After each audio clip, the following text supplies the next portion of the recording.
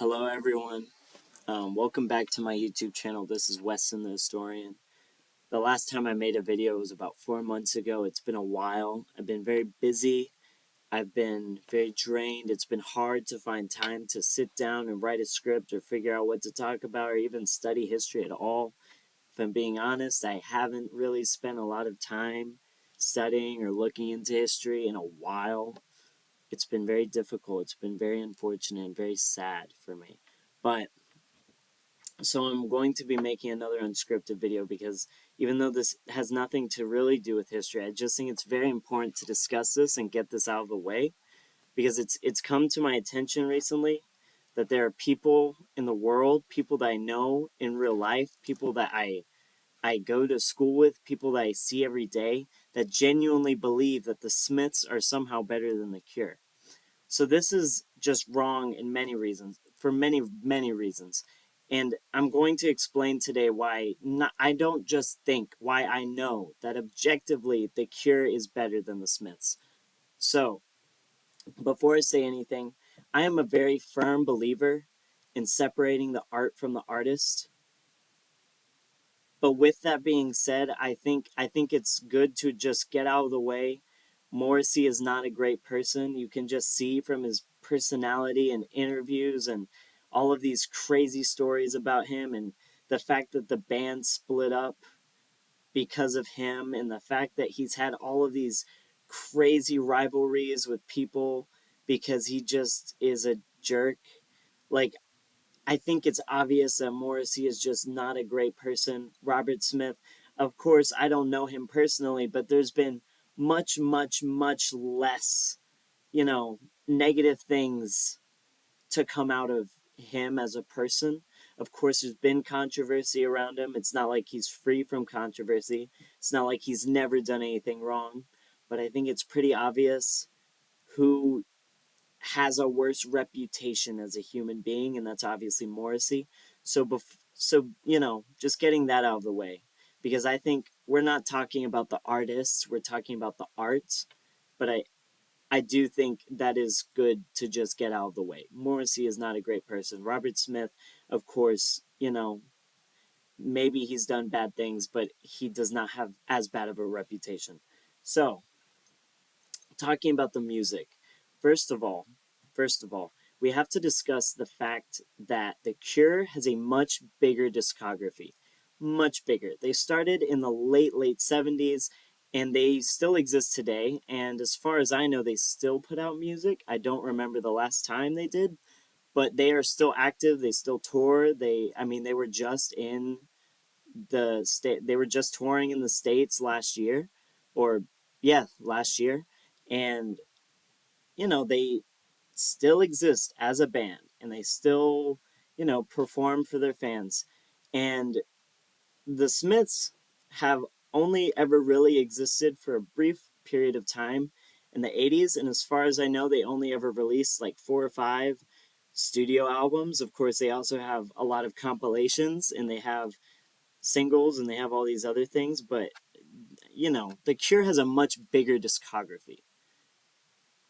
So, with that being said, we have to actually discuss what's in their discography. So, in the years and years and years that The Cure has existed, their sound has transformed a lot.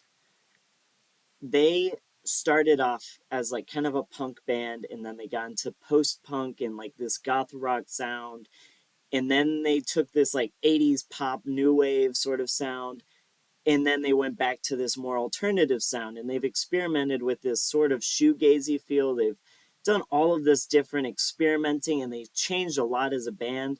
Like, if you go back and listen to something by The Cure from, the early 80s, and then go and listen to something they released in the 2000s, it sounds different. It sounds like they've changed, they've experimented, they've gone out of their way to try and make new music that sounds different.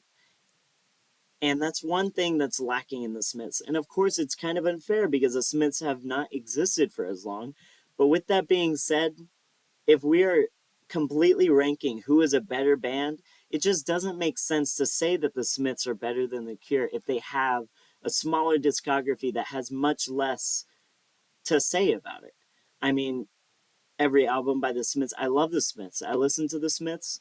I appreciate their music, but the thing about the Smiths is they did not really change a lot. And the thing about them is it's pretty obvious that they have one sound that they kind of stuck with. It's like this 80s, like indie sort of new wave sort of kind of sound. And it's not a bad sound, but it's just like The Cure also does that, but The Cure does more.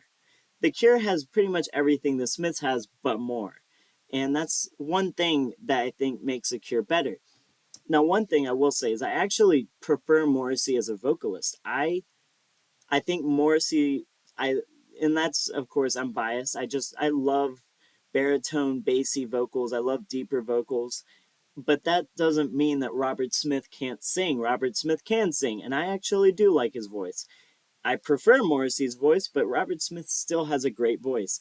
So, but that's just one thing. I think the going back, I think The Cure just has a much wider discography, and they have a much wider range in sounds, and it's clear that they can do more. You know, I genuinely just think like if you showed the average person uh, songs by the Smiths and just shuffled, they could hear like 10 songs and not be able to tell the difference.